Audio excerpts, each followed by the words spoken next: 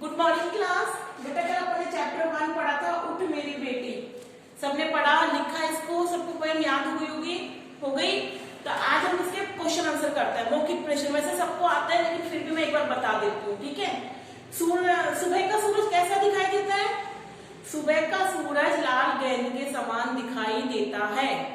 सुबह का सूरज लाल गेंद के समान दिखाई देता है। क्लियर? कवि ने चांद को क्या कहा है? कवि ने चांद को फिरकी कहा है। कवि ने चांद को फिरकी कहा है। इस कविता में गुड्डे गुड़िया क्या है? इस कविता में गुड्डे गुड़िया नदी और तालाब है। इस कविता में गुड्डे गुड़िया नदी और तालाब है। हवा कहां से नहा के आई है?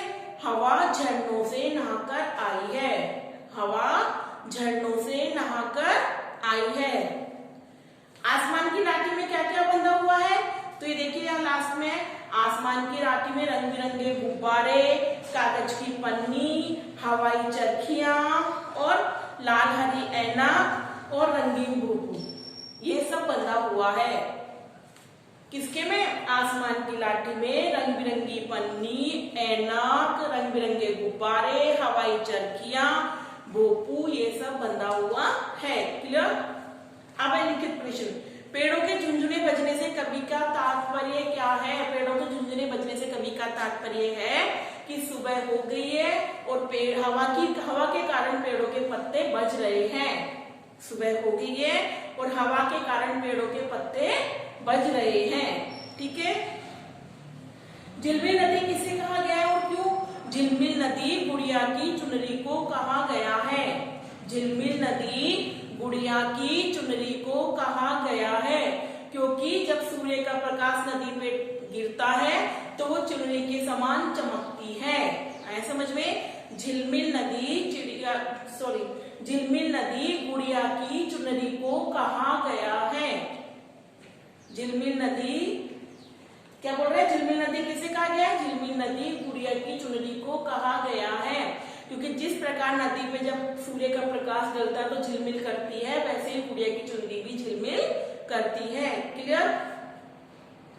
इस कविता में वर्णित प्रातःकालीन दृश्य का वर्णन अपने शब्दों में कीजिए। अब सुबह बताओ, इस कविता में क्या बताया कि सूरज लाल गेंद के समान निकल के आ रहा है, तारे दिखाई नहीं दे रहे, सूरज चांद भी पता नहीं दिखाई नहीं दे रहा है, हवा चल रही है, मंदिर की घंटियां बजना कम हो गई हैं और बूढ़े आसमान की लाठी में रंगीन कागज खिलौने ये सब बंधे हुए हैं और मुंडे। हाँ, आ गया? सुबह का समझ में आ गया कि इसने सुबह का वर्णन करने के लिए बोला है, प्रातःकालीन दृश्य का वर्णन। तो सुबह का वर्णन कैसे करोगे आप? कि सुबह हो गई है, सूरज निकल गया है, ठीक है, ठंडी ठंडी हवा चल रही है जिससे पैरों के झुनझुने बज रहे हैं, ठीक है, जैसे तारे दिखाई नहीं दे रहे, चांद भी दिखाई नहीं दे रहा है, ठीक है, नदी झिलमिला रही है, ठीक है, और सूरज ऊपर आ गया है। तो आपको बेटा सुबह आप लोग सभी उठते हो तो सुबह का जो प्रातःकाल का जो वर्णन है वो आपको इसमें करना है। ठीक है। कविता में कवि ने क्या क्या कहकर बेटी को जगाने का प्रयास किया?